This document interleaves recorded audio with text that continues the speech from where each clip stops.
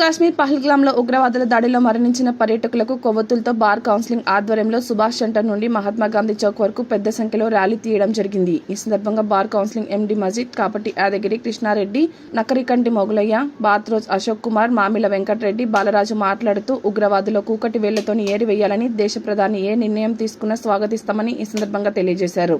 ఈ కార్యక్రమంలో వివిధ పార్టీల నాయకులు, ప్రభుత్వ అధికారులు, గ్రామస్తులు పెద్ద సంఖ్యలో పాల్గొని మరణించిన వారికి ఘన నివాళులు తెలిపారు.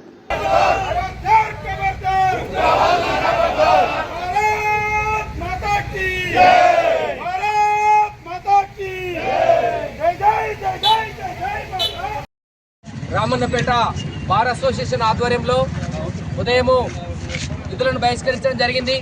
అలాగే మరి ఈరోజు కొవ్వొత్తుల ర్యాలీ కూడా నిర్వహించడం జరిగింది. మొత్తం ప్రపంచం అంతా కూడా నివ్వెరపోయే విధంగా పహల్గామ్లో ఏదైతే దాడి జరిగిందో ఆ దాడిని మొత్తం ప్రపంచవ్యాప్తంగా ఖండించాల్సిన అవసరం ఉన్నది. ఈరోజు ఏదైనా ప్రపంచ శాంతి మంచిగా ఉంటేనే ప్రజలందరూ బాగుంటారు. ఇలాంటి సంఘటనల్ని మరి పునరావృతం కాకుండా మన ప్రభుత్వం చర్య తీసుకోవాల్సిన అవసరం ఉన్నది. అలాగే రక్షణలో మనం బలపడాల్సిన అవసరం ఉన్నది. అది ఆ విధమైనటువంటి చర్యలు తీసుకోవాల్సిన అవసరం ఉందని చెప్పి ఈరోజు భారత ప్రభుత్వాన్ని మేము కోరుతా ఉన్నాం. అలాగే ప్రతి పౌరుడు కూడా ఉగ్రవాదానికి వ్యతిరేకంగా పనిచేయాలని, ఆ విధంగా ఉత్సాహాన్ని నింపి ఒక వ్యతిరేకతని ఈరోజు మనం అందరం కూడా ప్రజల్లో తీసుకొచ్చి ఇలా మన ఒక వ్యతిరేకత ద్వారానే ఆ ఉగ్రవాది వెనుకపోయే విధంగా ప్రతి ఒక్కరూ తమ బాధ్యతను మరి నిర్వర్తించాలని చెప్పి కోరుతూ ఈరోజు బార్ అసోసియేషన్ ఆధ్వర్యంలో నిర్వహించినటువంటి ఈ కొవ్వొత్తుల ర్యాలీకి వచ్చిన ప్రతి ఒక్కరికి కూడా పేరు పేరున ధన్యవాదాలు తెలియజేస్తా ఉన్నాం. ఉగ్రవాద చర్యకు చెల్లించిపోయింది. ఈ ఉగ్రవాదాన్ని కలిసికట్టుగా భారతదేశం ప్రజలంతా ఏకతాటి మీద నిలబడి దాన్ని అంతమొందించాల్సిన అవసరం ఉంది. మనం భారతదేశంలో ఎలాంటి ఉగ్రవాదానికి తావులేదు. మనం శాంతి కాముకులము, ఇది శాంతి కోరే దేశము.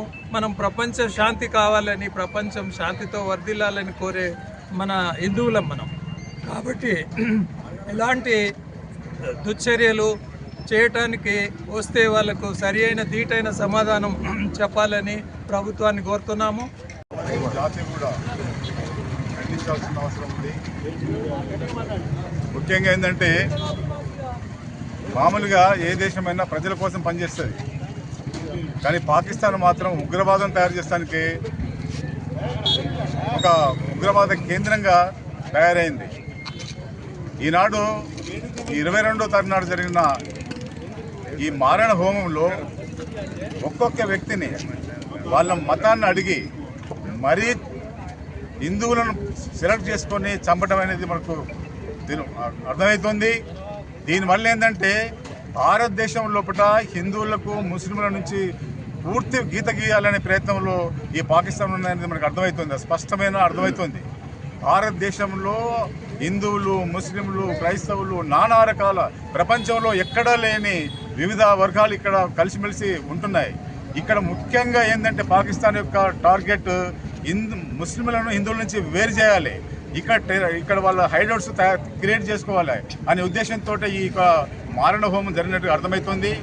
ముఖ్యంగా ఇక్కడ దేశం లోపల ఇతర దేశాల నుంచి, ముఖ్యంగా మయన్మార్, బంగ్లాదేశ్, పాకిస్తాన్ నుంచి వచ్చినటువంటి అనేకమైన విదేశీస్తులు ఇక్కడ స్థిర నిర్మాణం చేసుకొని నానా రకాల బిజినెస్ చేస్తున్నారు. వీళ్ళు బిజినెస్ కంటే ఎక్కువ కూడా షెల్టర్స్గా మారుతున్నారు తీవ్రవాదులకు. మొదలు ఇక్కడి నుంచి ఈ యొక్క అసాంఘిక శక్తుల్ని భారతదేశం నుంచి తరిమి కొడితేనే కానీ ఈ భారతదేశానికి ఉగ్రవాదం యొక్క పీడ అనేది ఉండదు. మనం ఈ విషయంలో మనం మోడీ తీసుకుంటున్న నిర్ణయం ఏతుందో, ఏ నిర్ణయమైనా సరే, యుద్ధం వచ్చినా సరే మనిషికి చావు రేవు ఒకటేసారి ఉంటుంది. అవసరం వస్తే ప్రతి జనం కూడా గన్ బట్టి ముందుకు వెళ్ళాల్సిన అవసరం ఉంటుంది.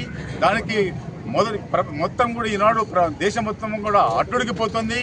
దేశానికి అట్టుడిపోతుంది. ఈ పరిస్థితుల్లో మన ప్రధానమంత్రి మోడీ ఏ చర్య తీసుకున్నా సరే అది ఎంత లెవెల్ అయినా సరే మనం దానికి మద్దతు ఇవ్వాల్సిన అవసరం ఉంది. కాబట్టి మనందరం కూడా మన యొక్క చనిపోయిన వాళ్ళ యొక్క కుటుంబాలకు సానుభూతిని తెలియపరుస్తూ మన అందరి యొక్క సంఘీభావాన్ని మన ప్రభుత్వానికి తెలియపరచాలని చెప్పేసి ఆశిస్తూ కోరుతున్నాం.